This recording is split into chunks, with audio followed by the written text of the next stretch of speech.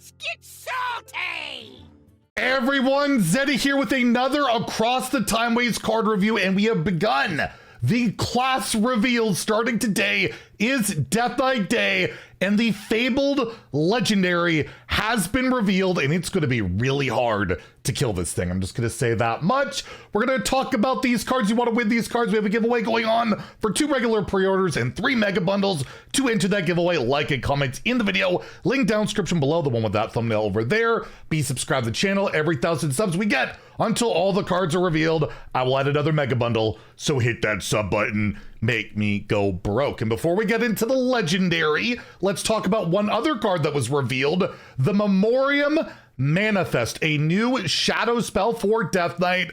No runes required. This can go into any Death Knight deck you want, where you get summon the highest cost friendly undead that died this game. So yeah, it's friendly. You don't have to worry about bringing back your opponent's stuff. You can bring back the travel security, the 6-mana 2/2 guy. That's all right. Or that stupid 10-drop that we always get off the Starship thing can be pretty good. Or maybe a card we'll look at in just a second. But yeah, basically Eternal Servitude or whatever, the Shadow Priest card, although that one would discover a minion, whatever. You kind of get the idea. It's like big Death Knight, and we haven't seen that archetype pick up that much, but with a card like Heron that could cheat out death rattles, like this could be just really annoying to get that big undead back every single game, right? Like this is certainly something that could see play, whether it's going to be with the legendary we'll take a look at in a second, or just big undeads in general.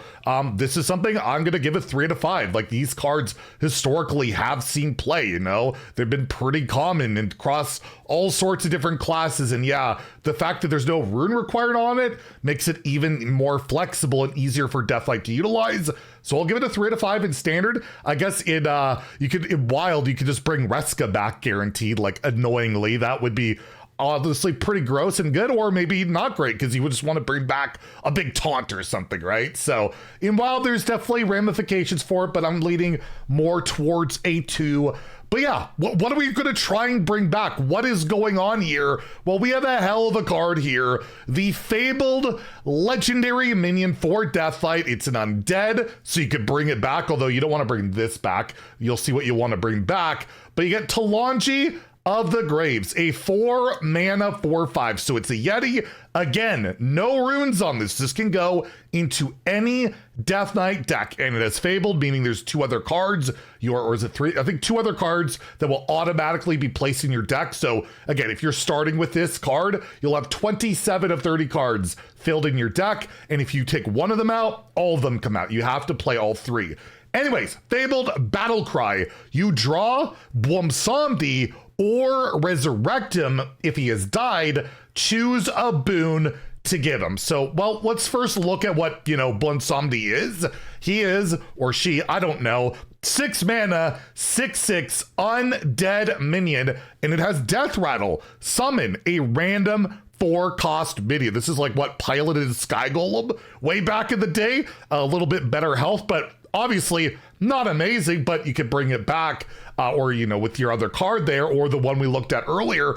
But what do boons mean? And note, it does say any boons given to Blumsamdi carry over. What are these boons? Well, we have the Boon of Power, which you can pick, which gives Blumsamdi taunt permanently. So you'll want to pick this once because taunt is not very effective.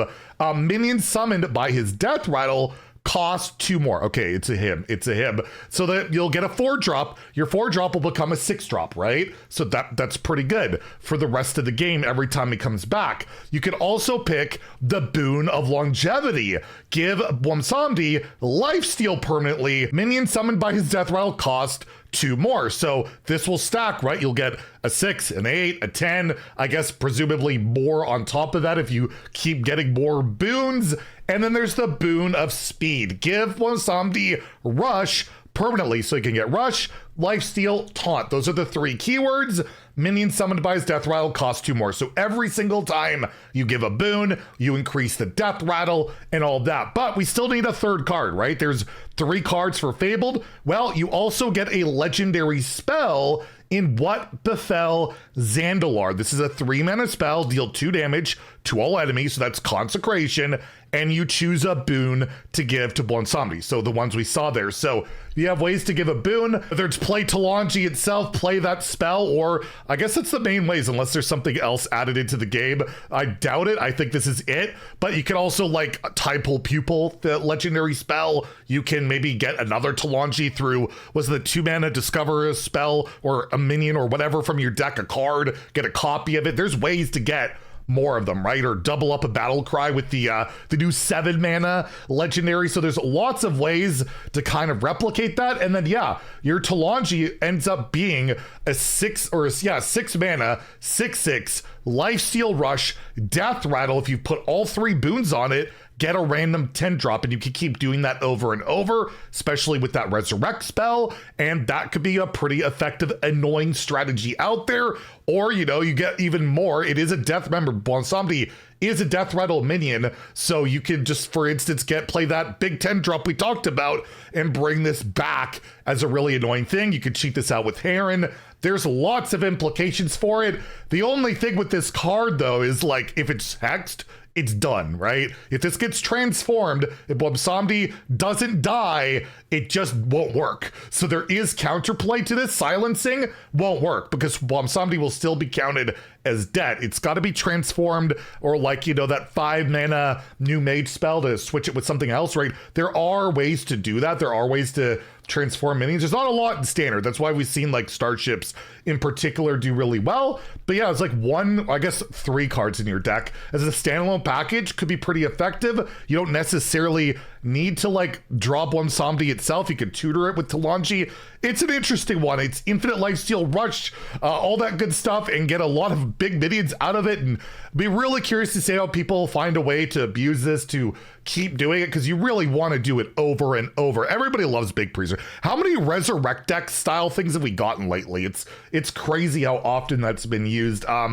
I don't know. It's a tough one. It's kind of a little bit janky. There's not a lot of great ways to get boons, right? You have the spell and playing Talanji itself. Like, I feel like the lack of giving boons to it might be a bit of a struggle. But other than that, I think this has a bit of potential. It could be a bit too clunky, could be a bit too awkward. It might just be counterplayed by transformer effects, or somebody griftas you, I guess, and steals it. Does it say a friendly Bwonsamdi? I don't think it has to be friendly. So, well, the 4-mana spell needs to be friendly, but regardless of that, I'm gonna give it a 3 out of 5. I think it's a pretty cool card, pretty flavorful, and everything is basically premium statted on it with upside. So again, unless like Hex is running rampant and you can't really get this out without it being countered, I could see this thing play in like an unholy Death Rattle thing, and in Wild you got like Death Growl and Mosh Pit and all that stuff. It's probably too awkward for Wild. It's probably more like a 2 there. But in Standard, it might just be good enough to, yeah, you get a Lifesteal Rush taunt every single, or like constantly, right? That can help keep you alive, give you board presence.